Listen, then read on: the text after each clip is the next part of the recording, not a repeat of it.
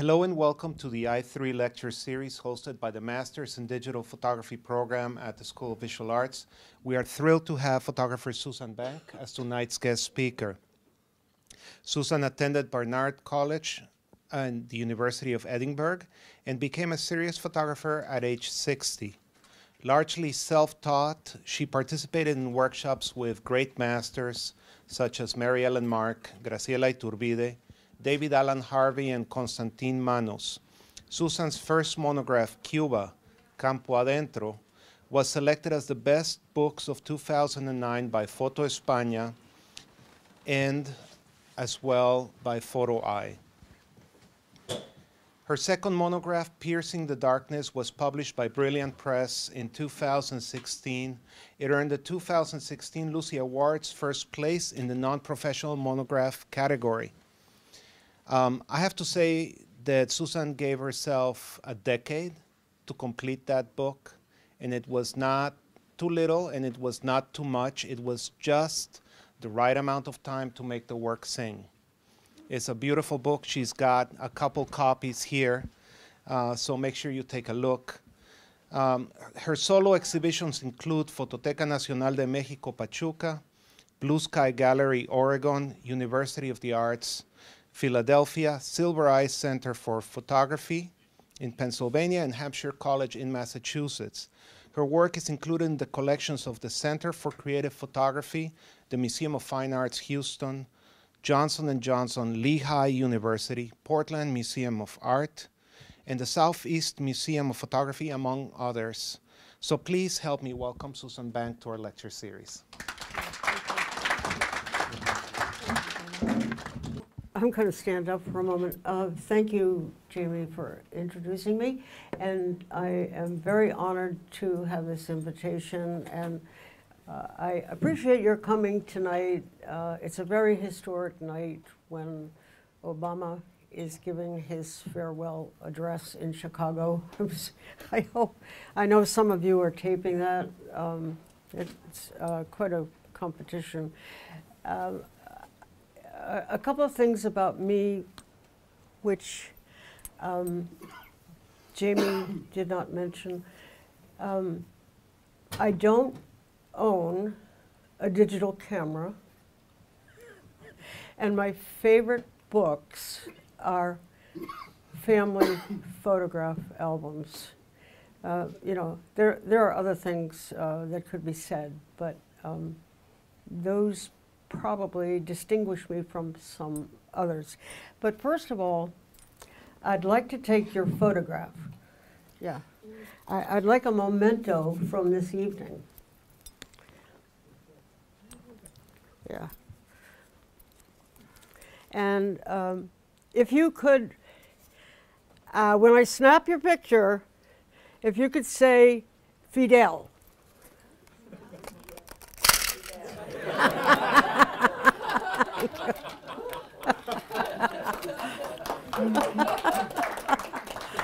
Well, I'm thrilled that that works. I have quite a collection from Havana of paper mache cameras and metal cameras, and you know, and this is one of my favorites. I took. I'm going to talk somewhat about street photography. I'm also going to try to weave in the process of bookmaking. I really like the process of bookmaking, mainly because it's a collaboration among so many people. And okay.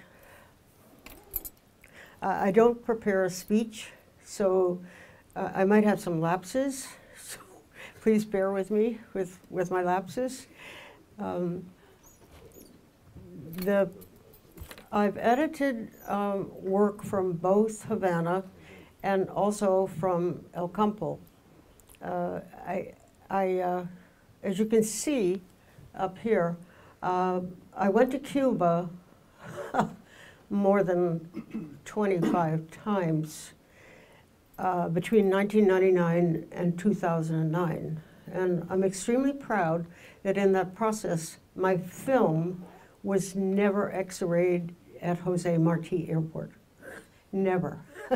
It was quite a fight, but I made it. Oh, I wanted to ask, how many people have been to Cuba or about to go to Cuba, have photographed in Cuba? Oh, that's a good amount. That's a good amount. Okay. All right. This is a quote that I took from Marquez in my Piercing the Darkness book. The Piercing the Darkness book is my Havana monograph. Very reluctant to do that. It's very risky. There are so many wonderful monographs from Havana, and they continue to be published almost weekly. But I liked what I cobbled together some words from Marquez. You can't eat hope. You can't eat it, but it sustains you. Marquez was very close to Fidel. Yeah, I've probably said this before.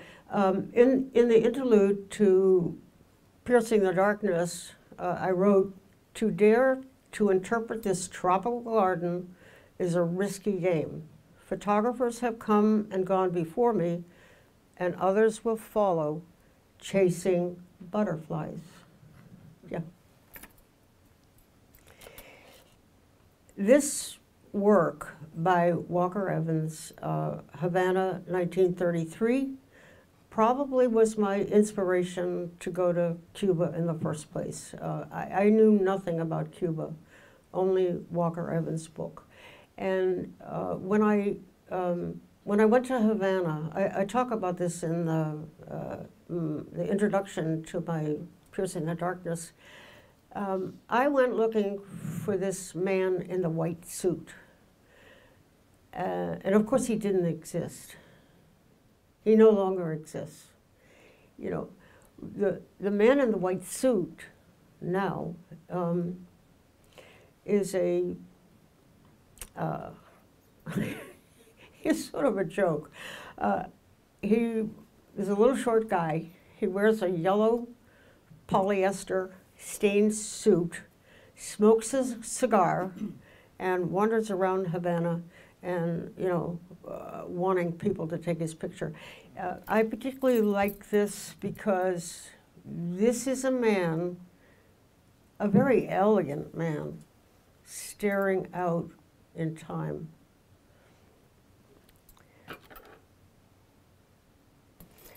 This might be a strange picture to start a slideshow with. But I use this usually to start out a show on my Havana work to make a point that you never know what you're going to see. And you always need to be prepared, very flexible and open. You know, it's a wonderful place for the unexpected and the unpredictable. I don't even know what this is, and I can't remember where I took this picture, but I had a lot of problems giving this photograph a title. And this is one of the things, you know, you have to do when you make a book, usually. I mean, usually pictures have titles, not always. But I used a title that is so archaic. I called it Wastrel. And, you know, because nothing came to me. You know, a wastrel is like a castaway, and it's so archaic. And if anybody here can think of a better title for this picture, I would like to know it. I'm sure it conjures up something.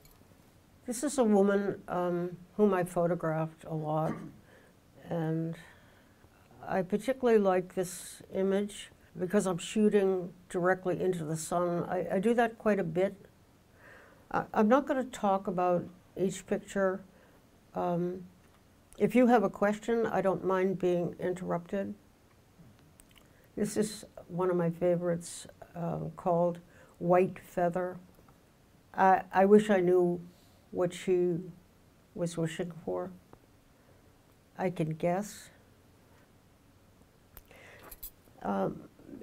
Cuba is very multi-layered. And when I did the edit, I tried to select as many metaphors as possible with multi-layers. This is more than a laundry picture. I call this one Guardian. There's somebody in the audience here, Azita, who Panabor, who was with me in my first class in Havana, which we took with David Allen Harvey. And as Azita put it so well, how many photographs can you take of people standing in doorways and behind grates? But I particularly like this one. So, yeah. Virginia and Granny's dolls. Yeah, she's particularly interesting. She has a collection of 200 of her grandmother's dolls. She calls them Granny's dolls from Martinique. I spent a lot of time with Virginia. I believe she's still alive.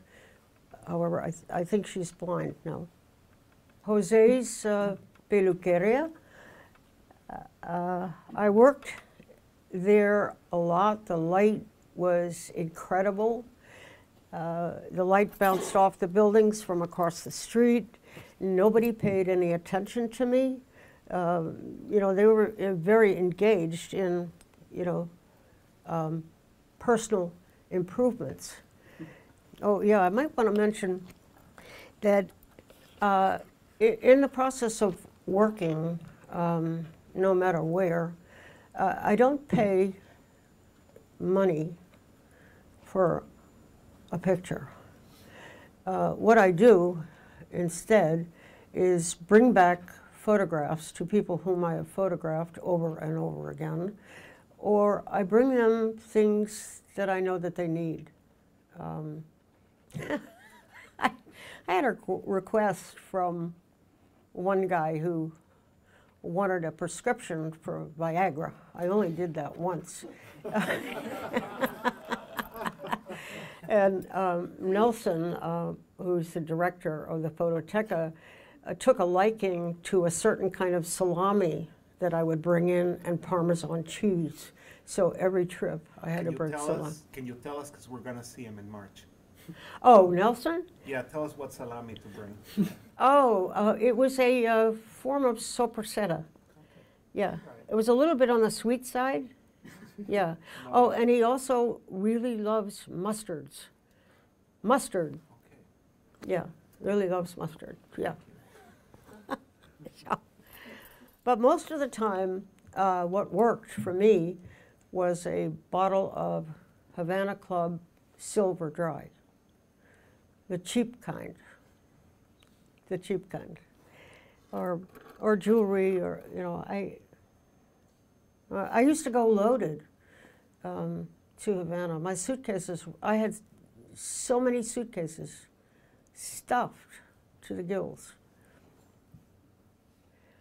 I did find a lot of humor along the way. This woman,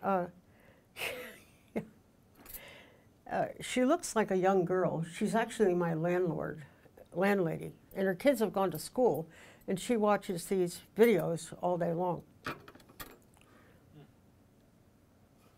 Yeah. Oh, I'm glad you laughed. I have a very large series from Jose's peluqueria. I would love to do a series on it. He closed this salon a few years ago, and now he rents it out as a bed and breakfast. This is an example of filling the frame. One of my mentors, Costamannos, is always criticizing me for my tunnel vision. and not filling the frame. And I feel that I was successful with this one. You know, many of my pictures are imperfect. I have two voices behind me. One is Mary Ellen Mark, who says, no matter what, get the picture. Don't worry about anything. Get the picture. And Costa's looking over my other shoulder and saying, get the perfect picture. So this one I called Odalisque. You know, sometimes titles just come to you, and those are usually the best, your gut reaction, you know, to a picture. I particularly like the tension in this picture. I think this is one of my best metaphors from my Havana work. I've given it a couple of names, Havana Suite, Havana Quintet. I was advised by one of my mentors to call it dogs fucking. Not fucking dogs, but dogs fucking. And that was just too obvious. Too obvious. However, this, if you get to know Havana, if you get to know Cuba, even though I haven't been there since 2009, this picture speaks to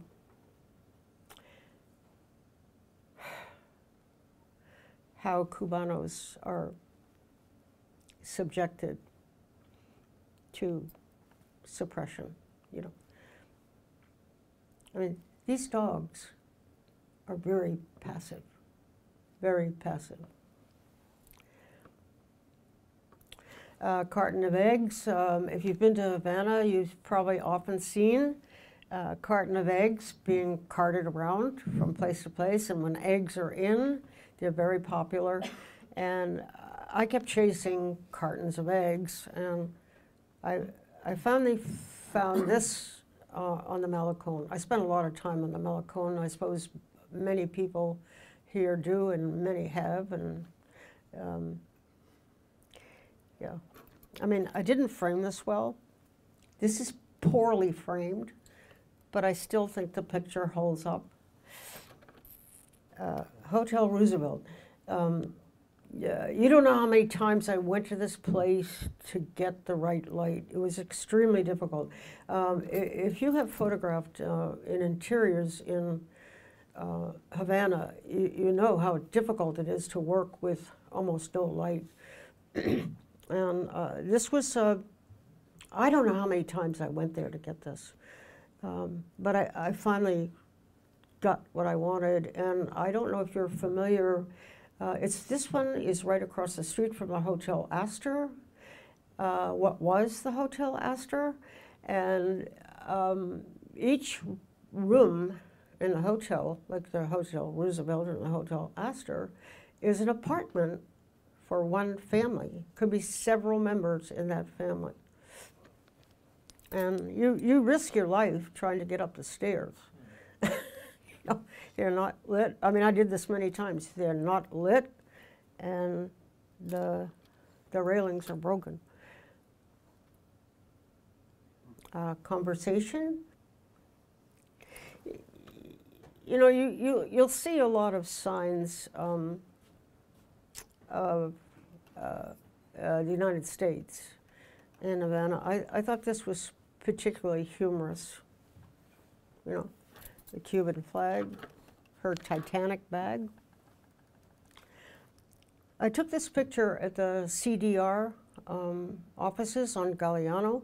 It's the Committee for the Defense of the Revolution. This place no longer exists.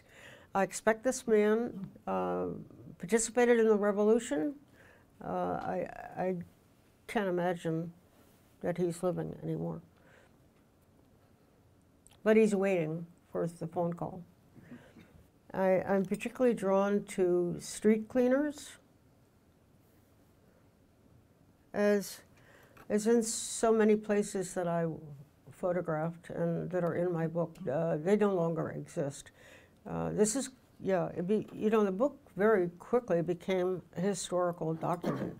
That was not my intention, but Los Marinos, the first 2 years in Havana, I visited a lot of neighborhood bars. I took many photographs inside neighborhood bars. I was very comfortable doing that. And it was a good situation because they're open to the outdoors, and so you had good light. And Los Marinos was open 24 hours, and it was a soup kitchen. I happened to be in Havana during one of the celebrations of Carnival. I don't believe they have it regularly. This was in the month of July, and I just loved this woman with such delight over cotton candy. Yeah, this is a beautiful moment. I befriended this woman. She is a newspaper seller. Her son is in jail. She's got a pretty miserable life, but I was really happy to see that she had a guy. And I call this picture Courting with a Comb. Yeah, this is a funny one. I had a friend say, "Oh, Susan, even brides in Havana are miserable." And I paired these two. They're paired in the book, but in this presentation I paired them too. I love the irony in this photograph. Dinora under the umbrella of Hollywood. I don't think she knows what Hollywood is. She might dream of something like Hollywood. And this traveler here probably is wearing his best outfit, which is very, in Havana, people make a point to wear their best clothes on the street. Their presentation on the street is very important to them. I would like to know, I would like to know where this man went. And this is sort of funny.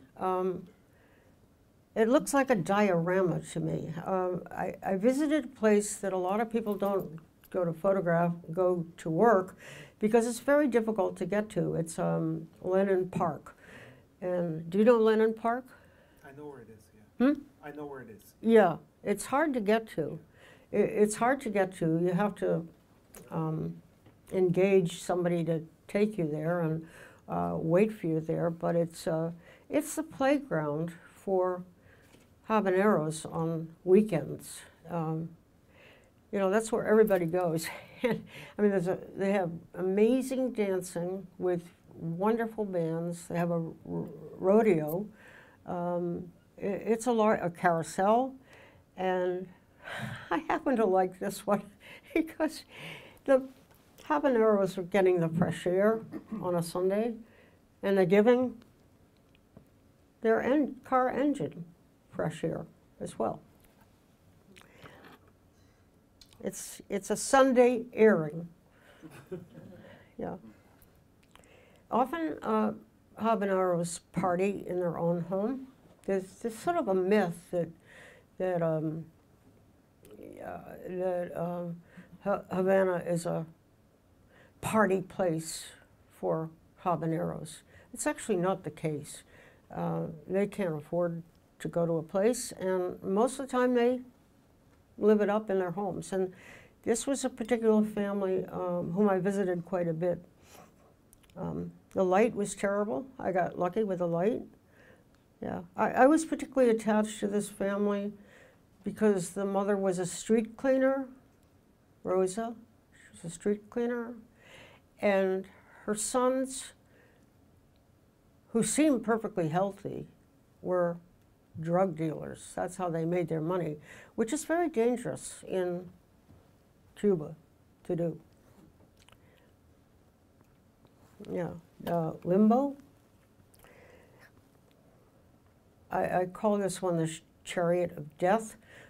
One of my landlords was a grave digger, and I would go with him early in the morning to the Cologne, and he would show me places that I might not really find in my own, and this is called a hueso.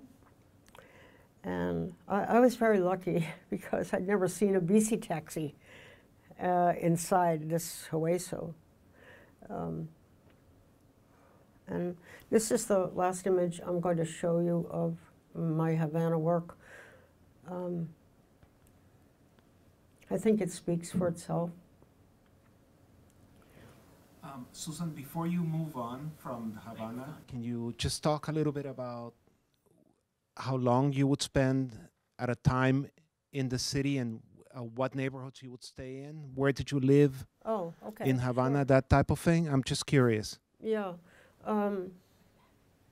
I usually, when I took trips to Cuba, they were fairly extended. 3 weeks, 5 weeks.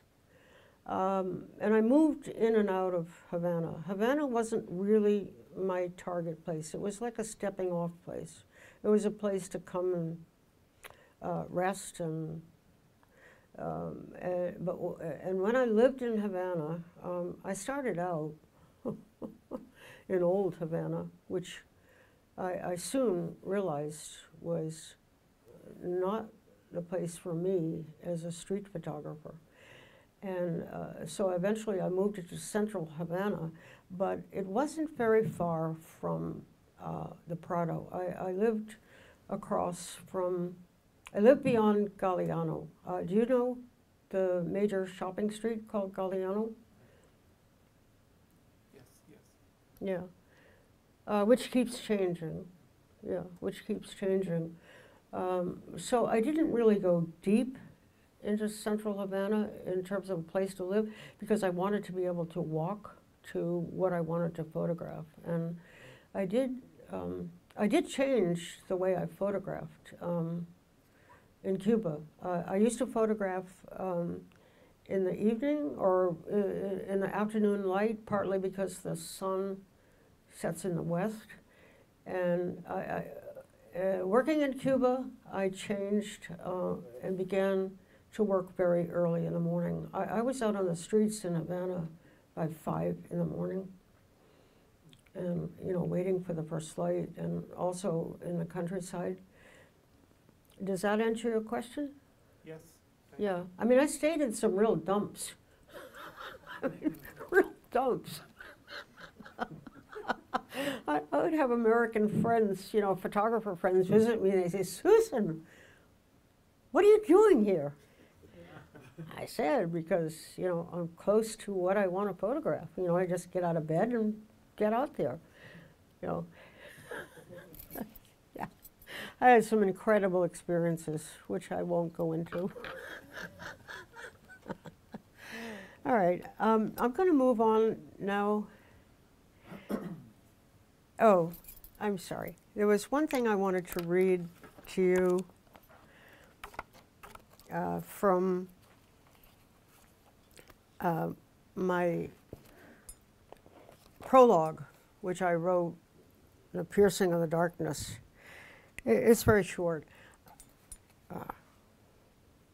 I wait in shifty shadows for the invisible, where the real slips seamlessly into the surreal, where the mask of a smile is always for sale. And Cubans have nothing to give but their soul in a cup of coffee. Okay, now I'm going to move on.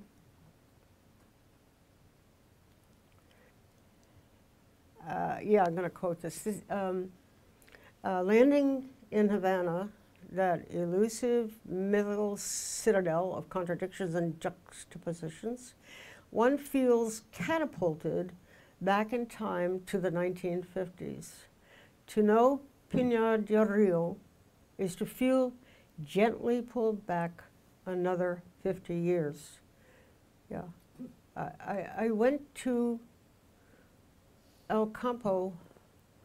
This is the Valley of Vinales. It's not hidden, you know. It's really not off a major route. And I really didn't have any intention to work there because I'd been friends with a lot of photojournalists who said they had to do their tobacco story and they couldn't stand it, but you know, they had to do it because they got paid to do it.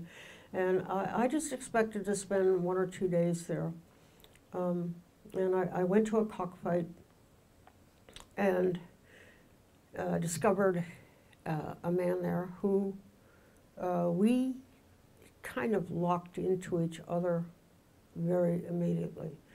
And I knew I had to come back once I met his family. Anyway, Barrio Wahani is really not far from the town of Vinales, you know, which everybody goes to at some point. And I don't really like Vinales. I would go to a dollar store and, you know, buy a lot of toilet paper and water and cooking oil and rags and shampoo for the campesinos, and buy some fruit, maybe some rum, and I was out of there. You know, I really had a hard time with the place. And I think it's probably getting worse. I read recently that lodgings are so difficult that taxi drivers in Vinales are charging $10 a month for you, $10 a night for you to sleep in their taxi. I don't know. It sounds absurd. Anyway, this image that I'm showing first is actually the first image in my book, Cuba, Campo Adentro. This could be the last image also, because what we're doing here is looking towards the two mogotes called Dos Hermanos, two brothers, which lead you into the valley. This was a kind of lucky picture.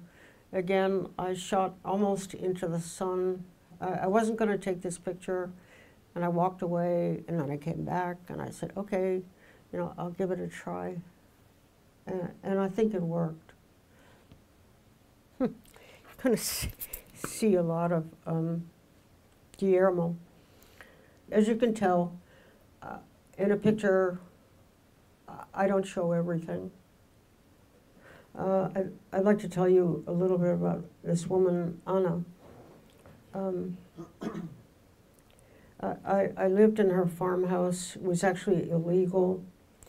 And I would register in the, oh, can't remember what they're called, campgrounds, campismos, which were set up by Fidel for Cubans for vacationing.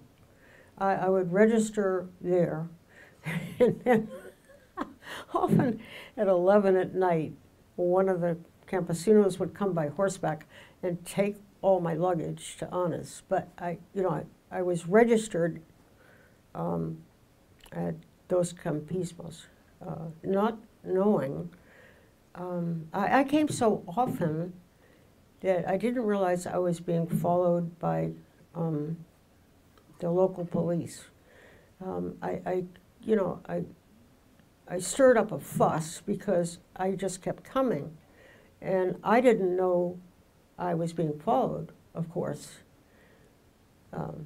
until the last day that I was in El Campo. In 2009, when I delivered my book to all the families, that was something that was very important for me to do, for them to have this book. And I was almost finished delivering, and a new sheriff drove up on a very fancy motorcycle. And I was talking with, you know, the families I had just given the book to. And he asked for my passport. Yeah, I don't speak much Spanish, but I could speak enough, you know, to understand what was going on. I think he kept me there for an hour. And I wasn't worried because, you know, I wasn't doing anything that he could possibly object to. Fortunately, the farmer family did not show him that book. I think it might have caused some problems for them. I'm pretty sure it would. Anyway, when I left and went back to Anna's house for the night, I saw her house in the distance. Word travels very quickly in El Campo. She had her shutters closed, right? And she dragged me in, and we found out that the sheriff on his new motorbike visited every house in Barrio Wahani asking about me. So, I mean, I didn't really have any problems, but I mean, I tend, you know, especially in the streets of Havana, I used to take too many pictures and hang around. And a lot of times the police would ask, you know, tell me I was forbidden to take pictures, which was actually not the truth. But, you know, I was an easy target because I just kept hanging around. I don't especially advise that, but Tia and Chichi, I worked with about 12 families in this barrio.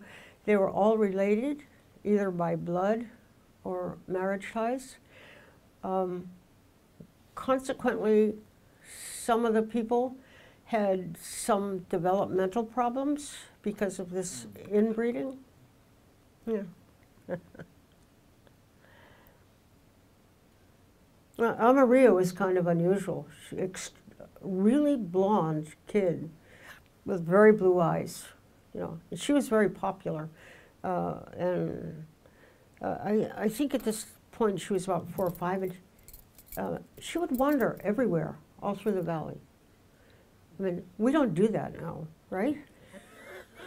We don't let our kids wander. She'd just go from house to house, you know, and eventually get home when it was dark. Yes? What are they doing to that pig? Excuse me? What are they doing to the pig? Oh, we're going to have a pig roast, and Chichi is poured, you know, he's already cut the throat of the pig, and he's boiled water, you know, scalding water, which he's poured over the pig's skin, and he's going to shave the pig. Yeah, fortunately in this picture, we missed the sound. We might have brought this up a little more, but the fact that Amarillo was holding a toy gun attracted me to take this picture. The boy on the rope. This picture caused quite a fuss when I showed it at an exhibition at the Fototeca in Havana. I think it was 2004. I wasn't, my project wasn't completed, but habaneros who came to the exhibition said, "I told you so. They tie them up. They tie the kids up." You know, Campo, which is actually not the case.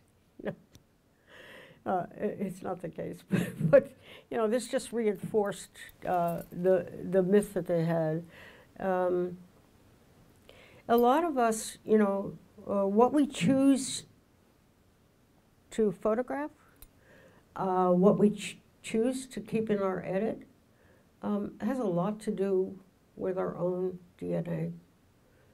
And this picture, I made this picture because at the time it brought up a memory for me. My mother used to tie my sister and me to the clothesline.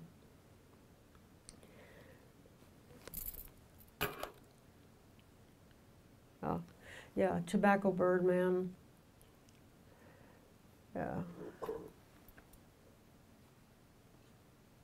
This is an unusual moment in a machista culture.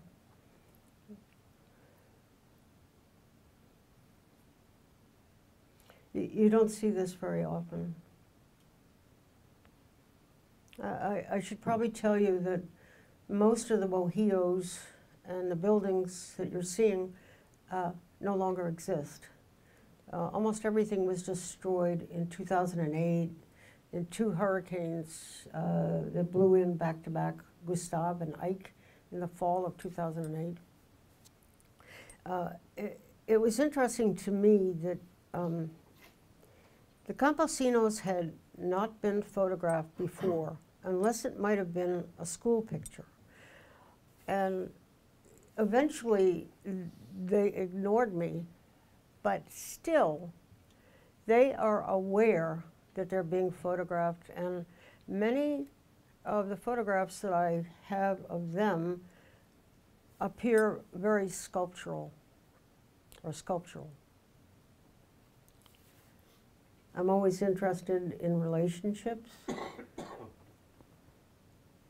This is called luck. Luck. I was focusing on the turkeys inside the house and suddenly saw there was a horse outside the window. I had to work really quickly, and I took a reading from the outside and the inside and split them down the middle, and I had a very small space in which to get this picture. I was squatting. I can no longer squat. This was taken, I think, at 1/4 of a second. Yeah. And none of us seem to know which is the reality in this picture. Is it inside or outside?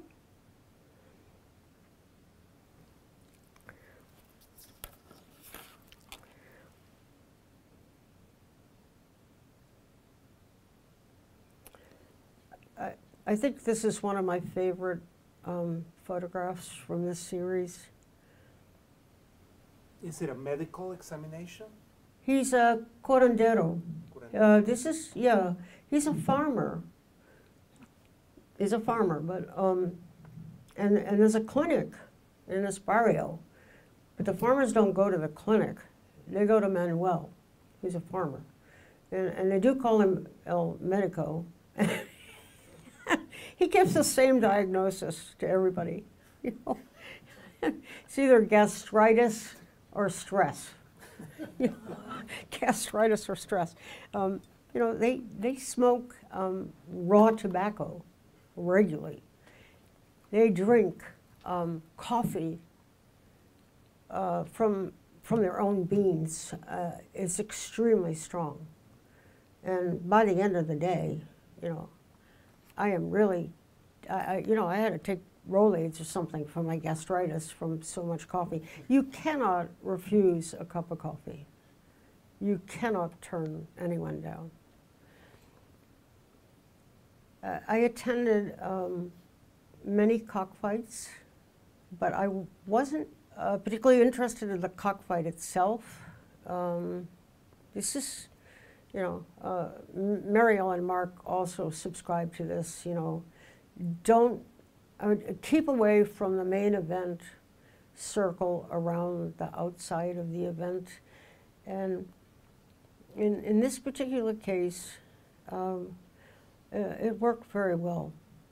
Cockfights are actually legal in Cuba. What's not legal is to gamble.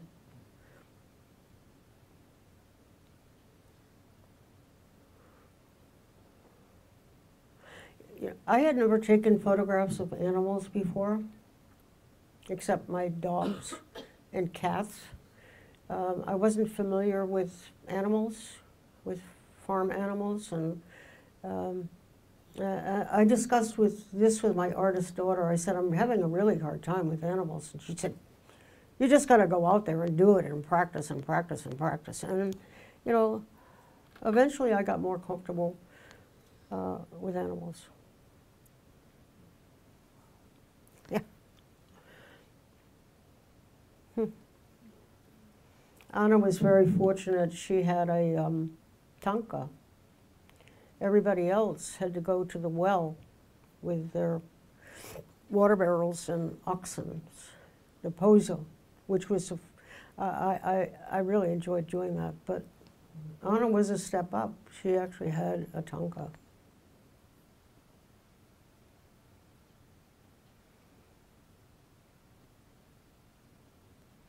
I like the scale of this, the little wheels on the cart, the small oxen. This is my obligatory laundry picture from El Campo. And I'm going to end this with the 5 chairs. This is the last picture in the book. It was actually a mistake. I found out I had an extra page in the book, and the fellow, my printing partner, printed this picture in error, and I'm so glad he did. It's called simply 5 chairs. There's, you know, and as photographers, you know that there's a story, or many stories, from each of these chairs. And these stories will continue. Thank you. Yeah, want me to leave that up? Hi, Susan. Yeah, hi. Thank you for the exhibition. It's incredible, this slideshow. Thank you. Quick question. What brought you to Cuba? What was your interest, particularly in Cuba? Can you speak into the mic? Oh. I forgot to bring my hearing aids. Okay. I was interested in what brought you to Cuba, specifically Cuba. What brought me to Cuba? Yes. You know, that's a good question.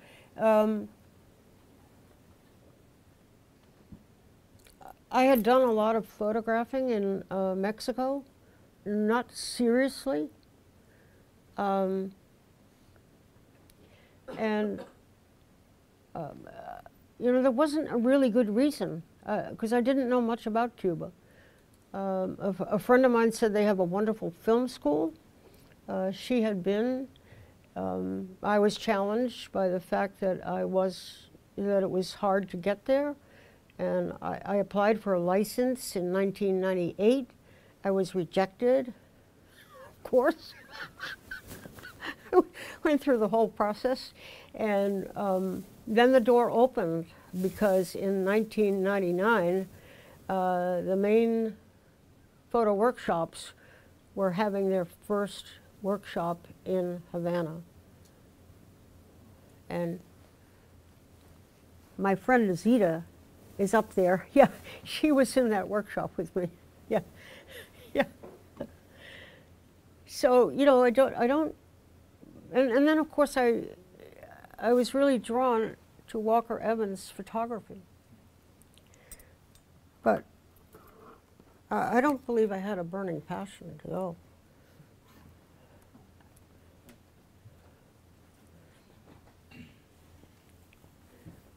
Yes?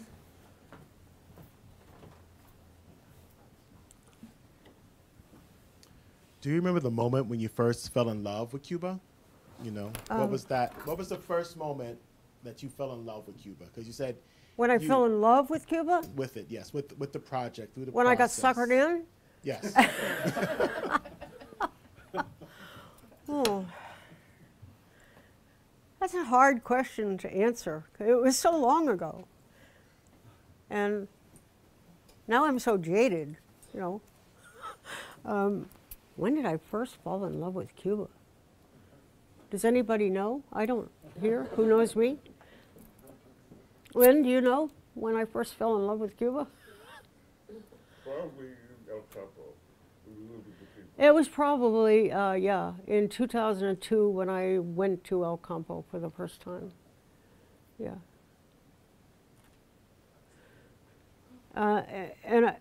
Of course, I love Cuban music.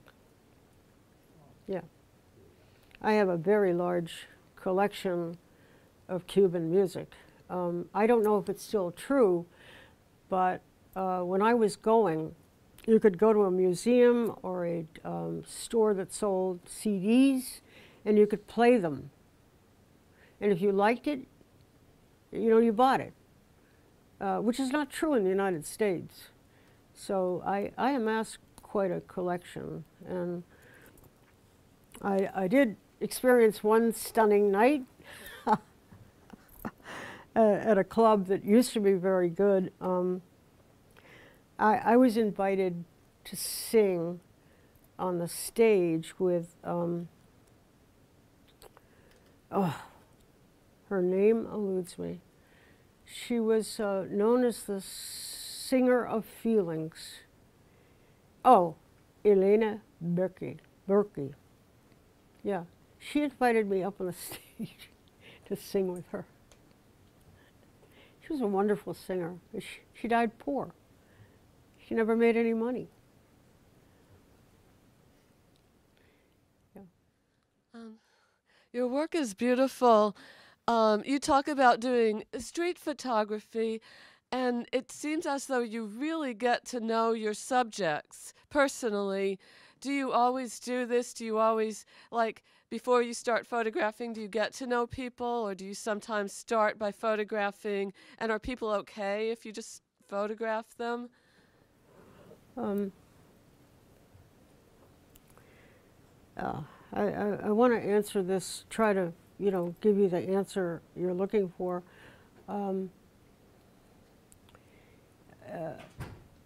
You know, as I said, I speak very little Spanish, which is actually a plus, because I can get very chatty, and if I was a Spanish speaker, I'd probably not be taking photographs. I'd just be chatting away.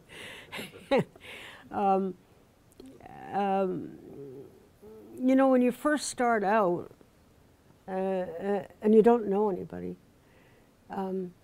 you, or at least I get a sense if the person is okay with me taking their photograph.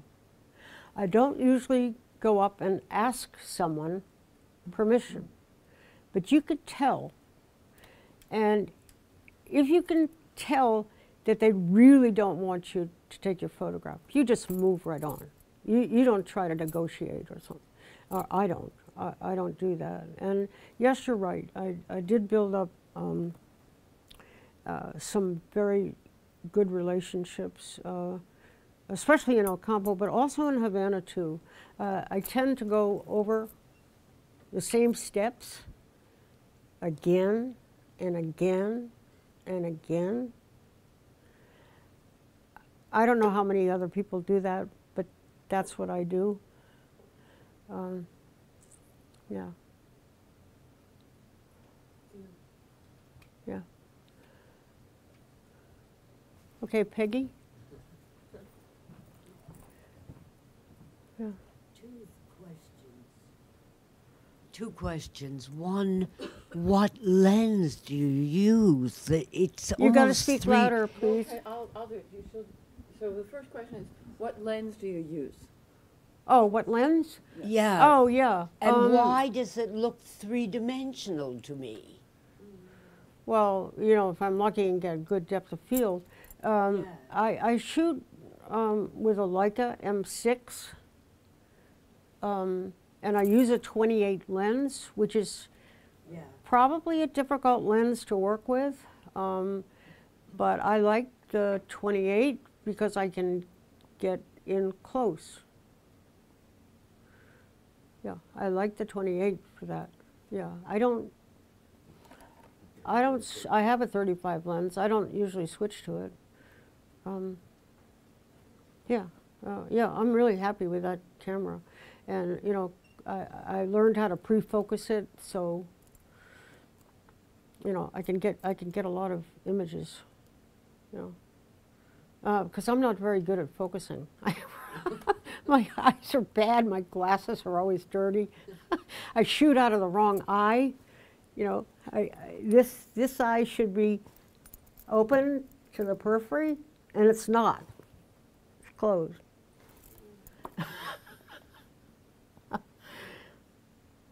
Yeah. You mentioned Constantine Manos, and you mentioned Mary Ellen Mark. Did you learn anything significant from Graciela Iturbide? I'm just Did curious. I learn From Graciela Iturbide? Graciela? No, not much. I'll tell you why. Because she partnered up Lynn in the back and firm with me because she took that class with me. It was really Mary Ellen's class. Yeah, Mary Ellen, if you knew her, you know, very strong woman, okay? And no way could Graciela be a partner with Mary Ellen Mark. And also, Graciela did show her work. She talked about her work. At that point, she spoke very, very little English, so we had an interpreter. Yeah, I mean, but, you know, I'm very familiar with her work, and I admire her work so much. How about Good question. David Allen Harvey, just to round out the quartet of mentors? Yeah, I heard he's going back to Cuba in February. He was not allowed to go back to Cuba. I didn't realize this because some of the text in his Cuba book. Well,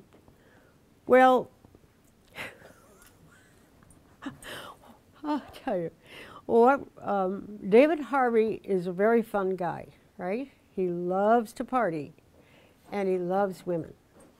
And what we learned was, with him, was not, this was 1999, was not to talk politics with anybody. And then we learned something that was so invaluable. We learned about nightlife in Havana. And he would take us places, and after a certain point he'd say, okay, we've gone pretty far down now. Would you like to go further down? I think he did teach people, I don't use a flash, but I think he did, one thing he did teach was to put a green or brown bottle in front of your flash and take your picture through that glass.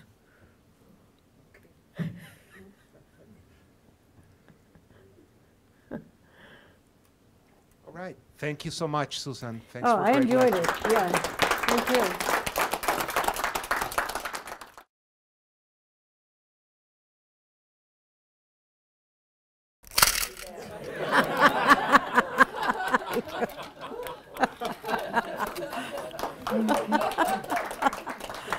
Well, I'm thrilled that that works. I have quite a collection from Havana of paper mache cameras and metal cameras, and you know, and this is one of my favorites. I took. I'm going to talk somewhat about street photography. I'm also going to try to weave in the process of bookmaking. I really like the process of bookmaking, mainly because it's a collaboration among so many people. And, okay. I don't prepare a speech, so I might have some lapses. So please bear with me with my lapses. I've edited work from both Havana and also from El Campo. As you can see up here, I went to Cuba more than 25 times between 1999 and 2009. And I'm extremely proud that in that process, my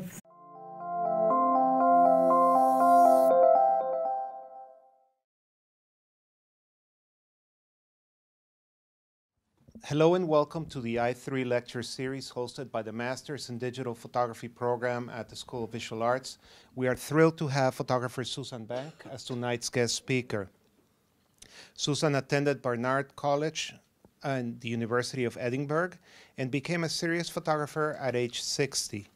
Largely self-taught, she participated in workshops with great masters such as Mary Ellen Mark, Graciela Iturbide, David Alan Harvey, and Constantin Manos. Susan's first monograph, Cuba, Campo Adentro, was selected as the best books of 2009 by Foto España and as well by Photo Eye. Her second monograph, Piercing the Darkness, was published by Brilliant Press in 2016. It earned the 2016 Lucy Awards first place in the non-professional monograph category. I have to say that Susan gave herself a decade to complete that book, and it was not too little and it was not too much. It was just the right amount of time to make the work sing. It's a beautiful book. She's got a couple copies here, so make sure you take a look. Her solo exhibitions include Fototeca Nacional de México, Pachuca, Blue Sky Gallery, Oregon, University of the Arts, Philadelphia, Silver Eye Center for Photography in Pennsylvania, and Hampshire College in Massachusetts. Her work is included in the collections. Havana, 1933, probably was my inspiration to go to Cuba in the first place. I knew nothing about Cuba, only Walker Evans' book. And when I went to Havana, I talk about this in the introduction to my Piercing the Darkness. I went looking for this man in the white suit. And of course he didn't exist. He no longer exists. You know, the man in the white suit now is a, he's sort of a joke. He is a little short guy. He wears a yellow polyester stained suit, smokes a cigar, and wanders around Havana and, you know, wanting people to take his picture. I particularly like this because this is a man, a very elegant man, staring out in time.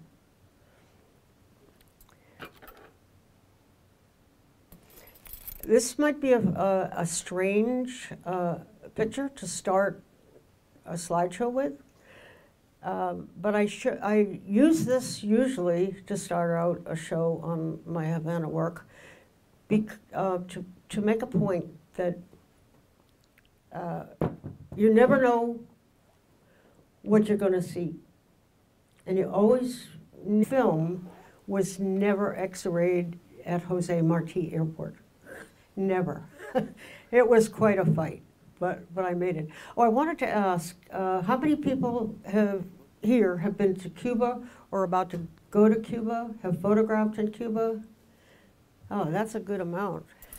That's a good amount. Okay. All right. This is a quote that I took from Marquez in my Piercing the Darkness book. The Piercing the Darkness book is my Havana monograph. Very reluctant to do that. It's very risky. There are so many wonderful monographs from Havana, and they continue to be published almost weekly. But I liked what I cobbled together some words from Marquez. You can't eat hope. You can't eat it, but it sustains you. Marquez was very close to Fidel. Yeah, I've probably said this before. In the interlude to Piercing the Darkness, I wrote, "To dare to interpret this tropical garden is a risky game. Photographers have come and gone before me, and others will follow, chasing butterflies." Yeah. This work by Walker Evans Of the Center for Creative Photography, the Museum of Fine Arts, Houston, Johnson & Johnson, Lehigh University, Portland Museum of Art, and the Southeast Museum of Photography, among others. So please help me welcome Susan Bank to our lecture series. I'm going to stand up for a moment. Thank you, Jamie, for introducing me. And I am very honored to have this invitation. And I appreciate your coming tonight. It's a very historic night when Obama is giving his farewell address in Chicago. I know some of you are taping that. It's quite a competition. A couple of things about me which Jamie did not mention. I don't own a digital camera, and my favorite books are family photograph albums. You know, there are other things that could be said, but those probably distinguish me from some others. But first of all, I'd like to take your photograph. Yeah. I'd like a memento from this evening. Yeah. And if you could, when I snap your picture, if you could say Fidel.